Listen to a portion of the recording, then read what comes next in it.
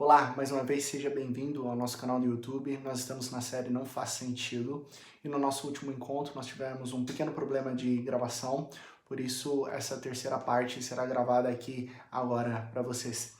Na semana passada nós olhamos a respeito da narrativa da ressurreição de Lázaro, sobre a temática de quando Deus parece que chega atrasado e descobrimos que ele chega, na verdade, no tempo perfeito. Deus não tem atrasos, ele chega sempre no time perfeito. No primeiro encontro, nós conversamos sobre o Deus que parece ausente, mas que na verdade é um Deus que está sempre trabalhando, cooperando para o bem daqueles que o amam. E hoje a gente vai seguindo nessa progressão cada vez mais tensa no sentido da temática da série. Nós vamos falar hoje sobre algo um pouco mais difícil ainda do que nós conversamos na semana passada. Porque se na semana passada Deus parecia atrasado, mas ele chega, a mensagem dessa manhã é quando Deus parece dificultar. Sim, sabe quando Deus, além de não ouvir, parecer não ouvir a nossa oração, ele nem coopera, sabe? Essa mensagem vai te ajudar a compreender um pouco mais, de uma maneira mais profunda, a vontade de Deus sobre a sua vida, a depender dele durante esses momentos tensos e difíceis em que Deus parece dificultar as coisas. Deixe-me te contar uma história. Quando a minha filha ela era pequena, ela tinha cerca de 3 ou 4 anos, ela tinha assim um vício, uma espécie de um vício. Ela amava aquelas máquinas de bolinha pula-pula, sabe? Que você encontra em lugares, estabelecimentos de comida, principalmente em estradas. E uma vez, ela de frente para uma máquina dessa bolinha, ela com 3 anos, ela disse, eu quero muito a verde, quero muito a verde, quero muito a verde. Colocamos a moeda de R$ 1, giramos e saiu uma azul. E aí foi um desastre.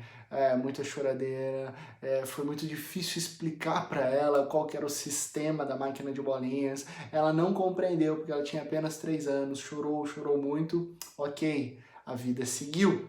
E antes de ela completar 4 anos, numa outra viagem, nós passamos pelo Graal novamente, e na saída, o que que tinha lá? Uma outra máquina de bolinha pula-pula. E antes que eu pensasse em tentar explicar para ela como era o sistema novamente, ela falou, pai, você tem uma moedinha de R$ 1? E aí ela já estava pulando e sorrindo, eu quero aquela bolinha da Hello Kitty, eu quero a bolinha da Hello Kitty, eu quero a bolinha da Hello Kitty. E eu pensei, ah não, meu Deus, de novo tudo isso. Fui explicar para ela, no auge dos seus 3 anos, e ela imediatamente me cortou, dizendo, papai, eu já sei, nós vamos orar, e eu vou pedir ao Papai do Céu para que ele me dê essa bolinha da Hello Kitty que eu tanto quero. Enquanto eu fiquei, como pastor, naquela crise, será que eu devo ou não devo? Como assim orar por uma máquina de bolinha? Isso é muito estranho. No meio dessa minha mini crise pastoral, ela já começou a orar. Papai do Céu, me dê por favor a bolinha da Hello Kitty que eu quero tanto, em nome de Jesus. Amém. Pode pôr a moeda lá, pai, ela disse para mim. E eu fiquei com aquela moeda na mão e com aquela cara, ok, coloquei a moeda, giramos e o que que saiu? Saiu a bolinha que ela queria, a bolinha da Hello Kitty. Você pode dizer coincidência? Talvez sim, talvez não. O fato é que minha filha Bela orou e funcionou. O fato é que Deus pode fazer coisas incríveis e inimagináveis. O fato é que Ele é poderoso para fazer o que Ele quer. Mas aqui está um ponto de vista a respeito dessa pequena ilustração. Por que que Deus faria algo tão insignificante como atender o desejo de uma máquina de bolinha e muitas vezes Ele não atende as diversas orações de pessoas que estão solicitando uma cura, solicitando que Deus haja milagrosamente sobre a vida de alguém que está sofrendo? E aí? Como que nós refletimos diante desses questionamentos? E mais, e quando você ora a Deus e parece que Ele, além de não te ouvir, Ele ainda está dificultando mais ainda? O que que você faz quando você é um discípulo sincero de Jesus? Você acredita que Deus pode responder a sua oração? Você ora com fé, crendo no milagre, mas parece que Deus não está cooperando? A gente vai examinar um trecho da vida do apóstolo Paulo e fazemos 3 pensamentos, 3 links diferentes sobre a oração, e eu espero que esses 3 pontos ministrem ao seu coração, assim como tem ministrado ao meu. O primeiro que eu quero compartilhar com você é este: orar não se trata de conseguir o que nós queremos, mas sim de renunciar às nossas vontades. Não se trata de receber o que nós queremos, mas sim de renunciar às nossas vontades para que seja feita a vontade de Deus. É entregar, é renunciar, é deixar que Deus faça o que Ele tem para a minha vida e para a sua vida. O apóstolo Paulo, ele descobre isso ao longo da sua jornada. Caso você não conheça a história de Paulo, já lhe adianto que Paulo era um cara que, olhando para sua narrativa, ele, entre aspas, merecia orações respondidas. Paulo, no início, odiava os cristãos, ele perseguia, desprezava e matava cristãos, mas depois ele teve um encontro profundo com Cristo Jesus, ele teve uma conversão milagrosa, onde toda a sua vida foi transformada. Ele passou de Paulo, perseguidor de cristãos, para um dos cristãos mais eficazes na história da igreja. Ele saiu plantando diversas igrejas ali naquela região. Ele viaja, então, por cerca de 20 anos dentro de um navio, levando o evangelho nessas viagens em todas as partes do mundo conhecido ali. E ele teve visões, ele operou milagres, ele viu mortos ressuscitarem e, claro, ele pagou um preço enorme por isso. Paulo foi apedrejado por sua fé. Paulo, ele sofreu naufrágios por estar pregando o evangelho. Paulo foi picado por uma cobra. Paulo foi espancado, em certo momento ele foi espancado, ele foi apedrejado a ponto de ser jogado à beira da estrada e as pessoas se afastarem achando que ele estava morto. Ele já esteve então numa situação, várias situações de quase morto. Ele foi chicoteado diversas vezes, aquela maneira de açoite de 40 chibatadas menos uma. Ele foi preso e esse cara, de uma maneira resumida, ele suportou muito mais do que você poderia imaginar. Pergunta: qual foi a recompensa de Paulo ter vivido o evangelho dessa maneira intensa e profunda? Nós vamos ler o trecho das Escrituras na segunda carta de Paulo aos Coríntios, capítulo 12, a partir do verso 7 até o verso 10, e lá vamos descobrir. Eu vou ler aqui, diz assim a palavra de Deus: para impedir que eu me exaltasse por causa da grandeza dessas revelações, foi-me dado um espinho na carne, um mensageiro de Satanás para me atormentar. 3 vezes roguei ao Senhor que o tirasse de mim, mas ele me disse: minha graça é suficiente para você, pois o meu poder se aperfeiçoa na sua fraqueza. Portanto, eu me gloriarei ainda mais alegremente em minhas fraquezas, para que o poder de Cristo repouse em mim. Por isso, por amor de Cristo, regozijo-me, alegro-me nas fraquezas, nos insultos, nas necessidades, nas perseguições, nas angústias, pois quando sou fraco é que sou forte. Aqui está a resposta por Paulo sofrer pelo Evangelho. Olha o que ele recebeu no verso 7. Para impedir que me exaltasse por causa da grandeza dessas revelações, foi-me dado um espinho na carne, um mensageiro de Satanás para me atormentar. Não faz sentido. Esse texto é tremendamente desafiador. Satanás coloca algo na vida de Paulo e Deus permite. Mais do que permitir, Deus usa esse sofrimento, essa situação, para trabalhar na vida de Paulo. Mas agora o que seria esse espinho? São muitos os acadêmicos e teólogos que têm refletido nisso há muitos anos e não há uma posição majoritária, não há algo fechado a respeito do que era esse espinho na carne. O seu significado na palavra grega, né, o texto grego apresenta uma pequena palavrinha chamada escolopse, e essa palavra ela tem um significado de estaca. Então você já pode imaginar uma estaca no seu corpo, um objeto estranho no seu corpo. Isso é angustiante. E a mesma palavra estaca, escolopse no grego, era a mesma palavra utilizada para as estacas que matavam e penduravam as pessoas. Ou seja, algo angustiante que pode te levar inclusive até a morte. Paulo diz, e ele é claro no texto bíblico: isso tem me atormentado. Não sabemos o que era esse espinho na carne. Alguns estudiosos afirmam que pode ser uma doença. Outros dizem que tratava-se de uma oposição grande contra ele e a sua pregação no Evangelho. Ainda outros podem dizer que estava relacionado a uma situação emocional desconfortável. Fato é que, seja o que for, era algo ruim. Era algo ruim porque foi enviado por Satanás. E Deus não envia coisas ruins para as pessoas, né? Então foi algo enviado por Satanás. E era algo que atormentava. E que Deus permitiu que isso acontecesse. Então essa situação atormentava Paulo e Deus usou essa situação para impedir que Paulo se tornasse um arrogante. Agora muitos de vocês talvez tenham espinhos na vida, problemas, lutas, desafios, e esse espinho na sua carne, esse espinho na sua vida pode ser uma pessoa, pode ser um chefe, pode ser uma doença física que lhe causa literalmente dores, pode ser uma situação delicada, emocional, pode ser uma luta contra a depressão, algo que você vem lutado há 2, 3, 5 anos, pode ser que seja a luta contra a ansiedade, contra a insônia, e você está orando, orando, orando, para que você seja liberto desse espinho, e Deus está dificultando. Parece que isso vem te sobrecarregando mais ainda. Não faz sentido.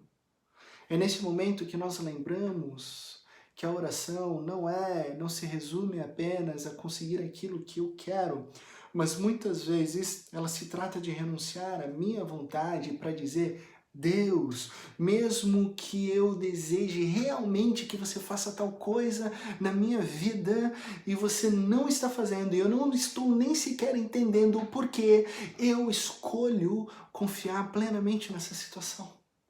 Eu escolho confiar em você. Eu escolho renunciar às minhas vontades para que seja feita a tua vontade sobre a minha vida. Então esse é o primeiro ponto. Orar não se trata de conseguir o que nós queremos, mas sim de renunciar às nossas vontades para que seja feita a vontade de Deus na minha e na sua vida. Se você está tomando notas, o segundo ponto que eu quero compartilhar com você nessa breve mensagem é que a oração, ela nos lembra de que nós não estamos no controle. Isso é difícil, mas ela nos mantém perto de quem está no controle. Então a oração nos lembra de uma verdade: ei, eu não sou dono da minha vida, eu não controlo todas as coisas. A oração me lembra que eu nem posso controlar isso. Eu que sofro de ansiedade, eu vivo lutando diariamente para querer controlar todas as pessoas, as coisas e tudo que acontece em minha volta. E a oração me lembra que eu não estou no controle, na verdade, de nada.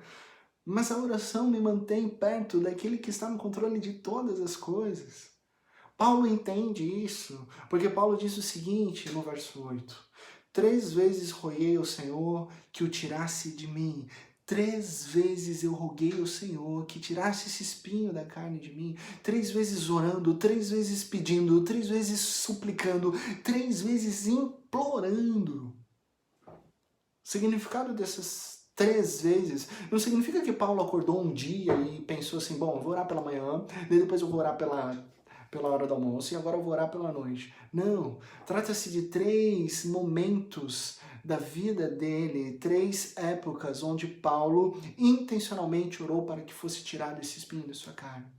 Então Paulo está dizendo: 3 estações eu implorei, 3 estações eu orei com todas as minhas forças, 3 estações eu cheguei a jejuar, eu busquei, eu pedi ao Senhor: por favor, isso é ruim, leve isso embora de mim, isso não pertence ao Senhor, eu preciso me ver livre disso, o Senhor pode fazer, o Senhor tem poder, o Senhor faz as coisas acontecerem. 3 épocas da minha vida eu solicitei isso e Deus não tirou. Deus não tirou. E talvez você esteja numa situação semelhante a essa, orando por diversas coisas, e você está implorando, você está pedindo, você está suplicando. Exatamente isso que Paulo está fazendo. Ele está implorando.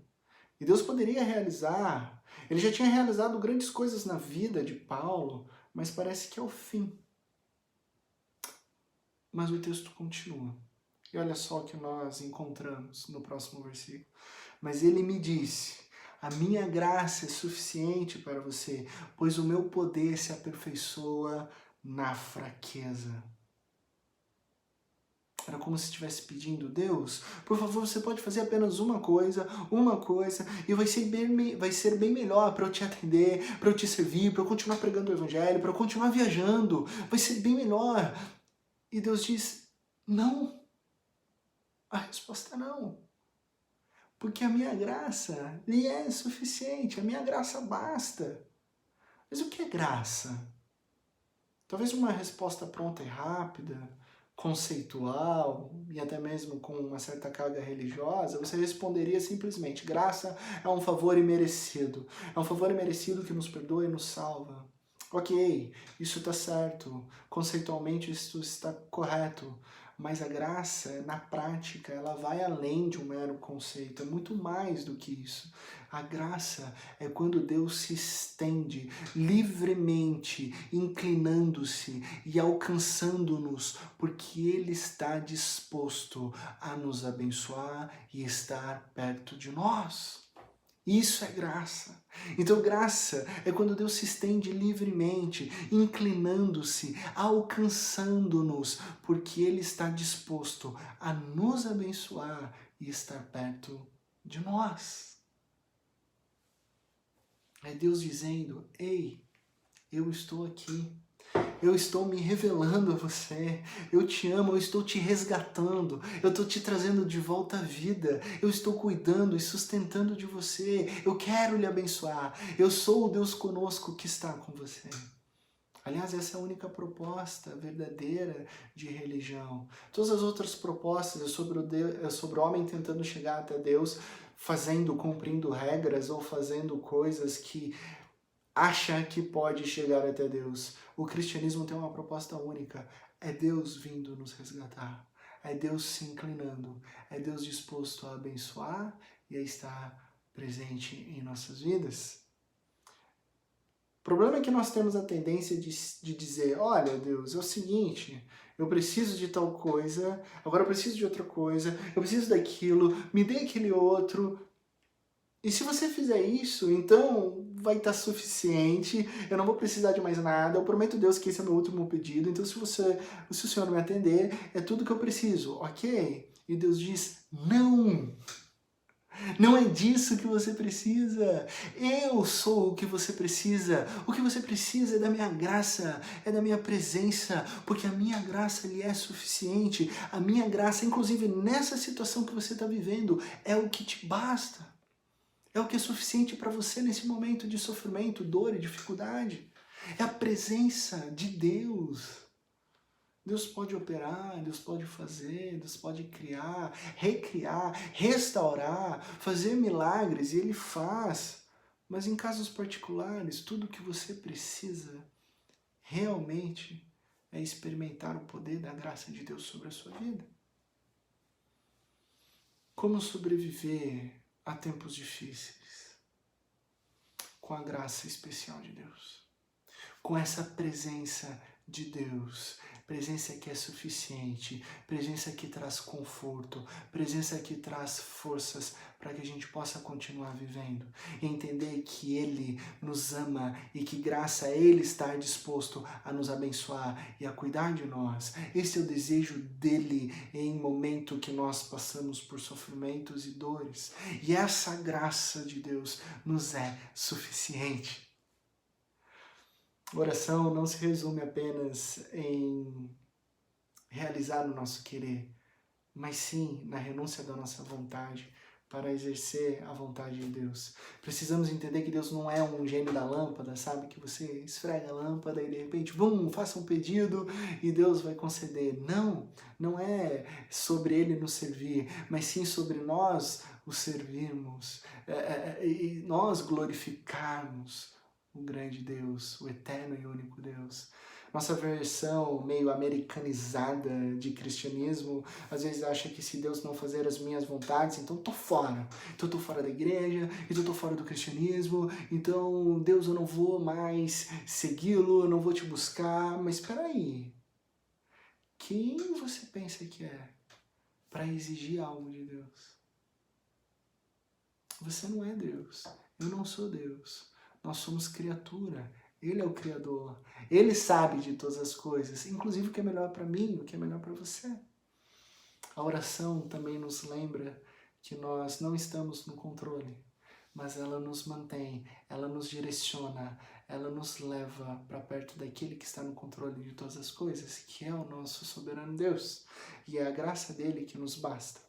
A terceira coisa que eu quero compartilhar com você é que oração não é apenas pedir, mas sim confiar. Não se trata de apenas solicitar a Deus, mas sim de confiar no caráter dele. Confiar que Deus sabe e tem o melhor para mim e para você. Não é apenas pedir o que você quer, mas confiar que Deus sabe o que é melhor e que Ele tem planos bons e de esperança para você. Jesus nos ensina a orar sem desanimar. Se você encontra lá em Lucas capítulo 18, se você me traz uma terrível notícia a respeito de alguma doença, o que nós vamos fazer? Nós vamos orar, e nós vamos orar sem desanimar, porque nós acreditamos que Deus ele é poderoso, que Ele está reinando sobre todas as coisas, que Ele salva, e que o nome de Cristo Jesus é o melhor e maior do que qualquer outro nome, e Ele pode salvar, e Ele pode curar, e Ele faz milagre. Nos dias de hoje, sim, por isso nós oramos. Cremos que Deus cura, cremos que Deus provê e Ele salva, por isso nós pedimos. Mas saiba que em vários momentos a resposta de Deus para mim e para você vai ser não. Já parou para pensar nisso? A resposta de Deus, não. Ó Senhor, esse é meu pedido, aqui entrego, pedido indeferido. Pedido indeferido, e agora?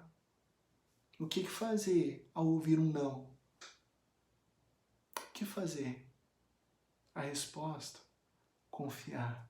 Continuar confiando no nosso Deus. Porque orar não é sobre pedir, orar é confiar. E foi isso que Paulo fez. Quando Paulo olha para a sua vida, agora para trás, analisando toda a sua história, toda a sua narrativa, inclusive do porquê ele tem esse espinho na carne, agora ele já tem uma perspectiva bem diferente de quando ele 3 vezes rogou ao Senhor para que tirasse.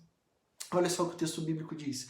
Portanto, eu me gloriarei ainda mais alegremente em minhas fraquezas, para que o poder de Cristo repouse em mim. Por isso, por amor de Cristo, regozijo-me nas fraquezas, nos insultos, nas necessidades, nas perseguições, nas angústias, pois quando sou fraco é que sou forte.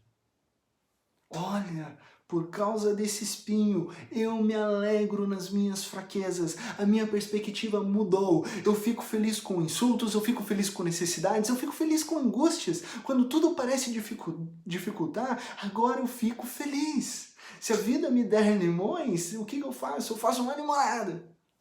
Mas como assim? Que loucura! Por quê? Como que Paulo consegue? Ele mesmo responde, porque o poder de Cristo repousa sobre mim.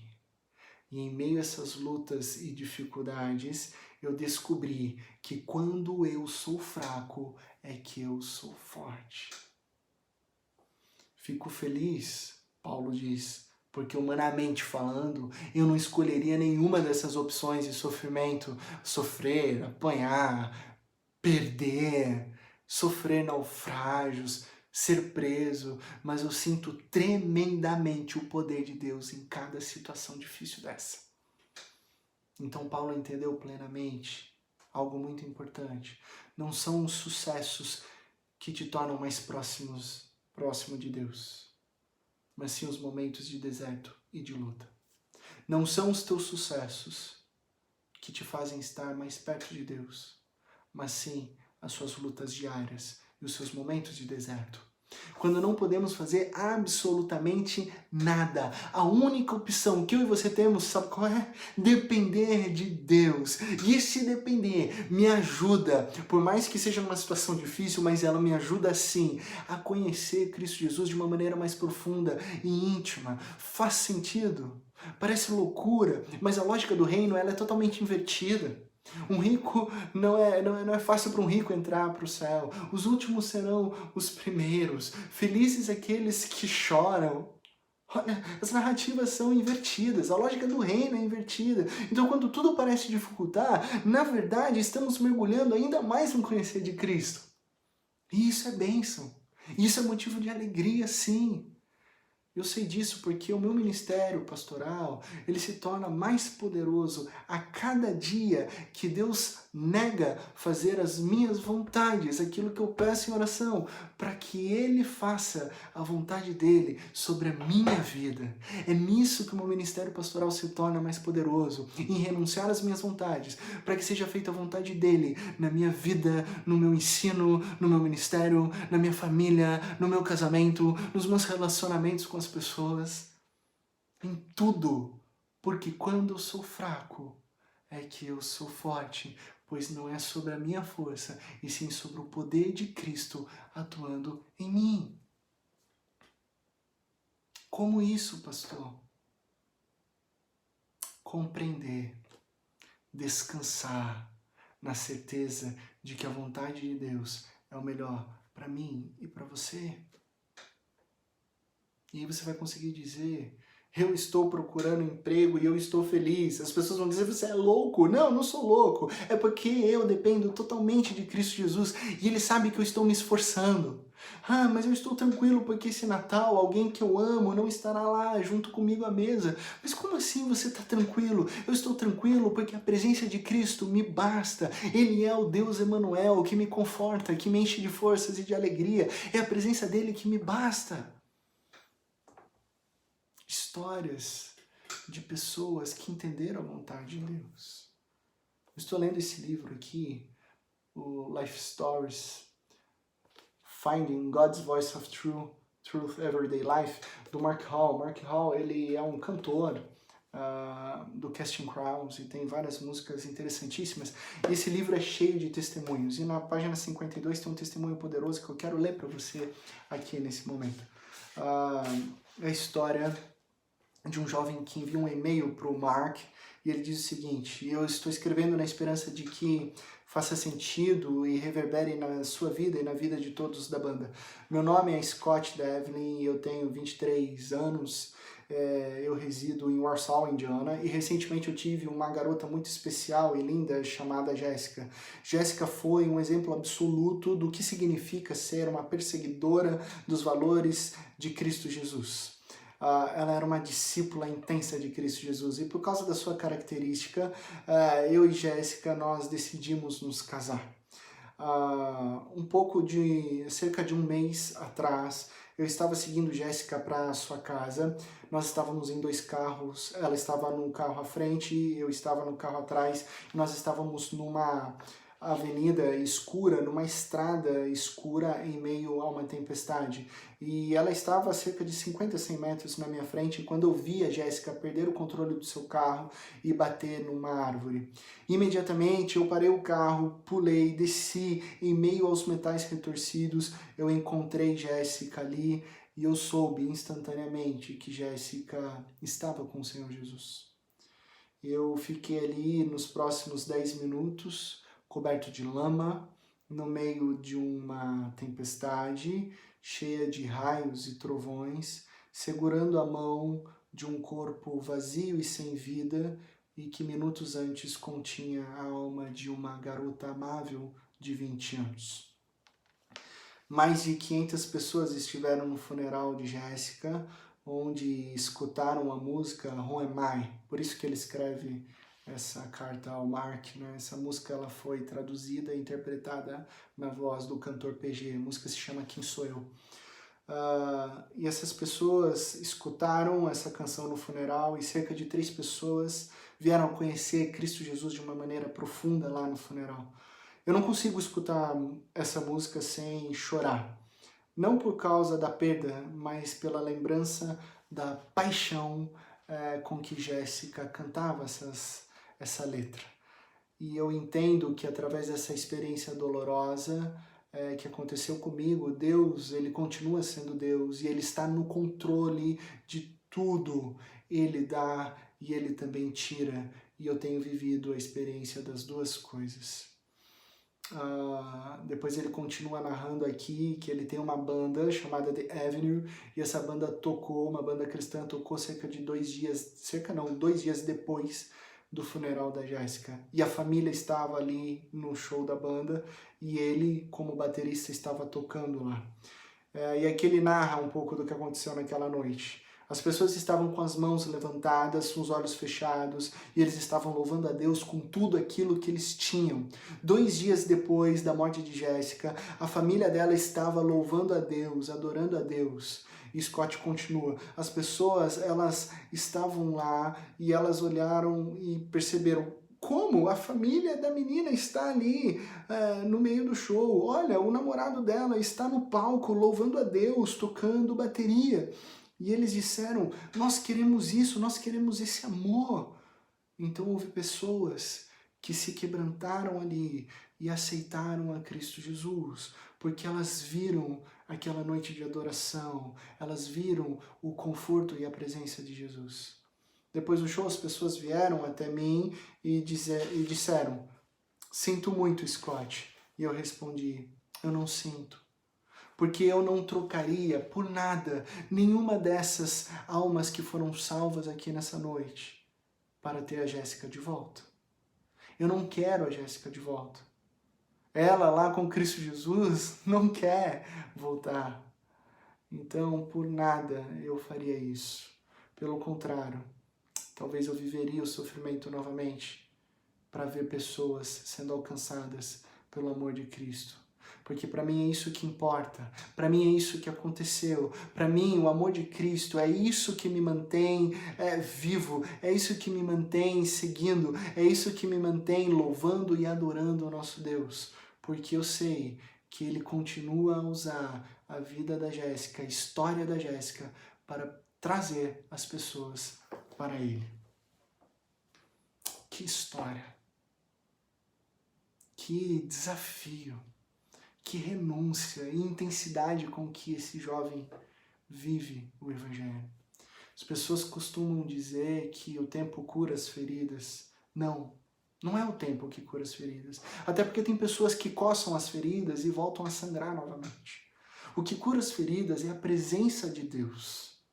O tempo é uma ferramenta, mas é a presença de Deus que traz cura. É Deus que traz a cura. O que parece dificultar, com o tempo e com a presença de Deus, se revela a vontade dele para a sua vida. E essas perspectivas talvez façam sentido para você somente num futuro indeterminado, ou talvez nem faça sentido aqui nessa terra. Eu não sei pelo que você está passando agora. Eu não conheço o teu coração. É Deus que te conhece profundamente. E eu não quero menosprezar o seu sofrimento. Mas o que eu sei é que não importa quão doloroso esteja o seu coração, nada é maior que a graça de Cristo Jesus. Nada é maior que a presença dele na sua vida. Deus, ele é maior. Se Deus não faz exatamente o que você deseja, isso não significa que ele seja menos Deus. Pelo contrário, por não fazer aquilo que nós queremos, isso mostra ainda mais que ele é Deus e reina soberanamente. Continuamos a orar porque nós cremos em milagres. E Jesus nos ensinou, seja feita a tua vontade, assim na terra como no céu. Esse é o nosso desejo. Por mais que não entendamos ou que pareça dificultar, o nosso desejo é a vontade dele para sempre. Ponto 1. Orar não se trata de conseguir o que queremos, mas sim de renunciar às nossas vontades. Ponto 2. Orar nos lembra que nós não estamos no controle, mas ela nos leva para perto de quem está. E ponto 3. Orar não é apenas pedir, orar é confiar em Deus. Todos nós temos talvez um espinho na carne, e a grande questão é compreender que mesmo quando as coisas não vão bem, ou que Deus parece dificultar, na verdade Ele se revela como sendo um Deus soberano e bom. Ele é sempre bom. Ele não pode ser nada além de ser bom. E quando você está fraco, lembre-se de algo. Você é fortalecido pelo poder de Cristo que atua em mim, em você. Por mais que você enfrente momentos de dores, noites escuras, angústias, nada é maior que a graça de Cristo Jesus, que a presença dele sobre a minha vida e sobre a sua vida. E é essa graça que lhe é suficiente. Aprenda a depender de Deus, a depender dessa graça, e você vai descobrir o segredo de viver contente, fundamentado, alicerçado na maravilhosa graça de Cristo Jesus. Que Deus te abençoe na mais absoluta certeza de que em Cristo Jesus todas as coisas ficarão bem.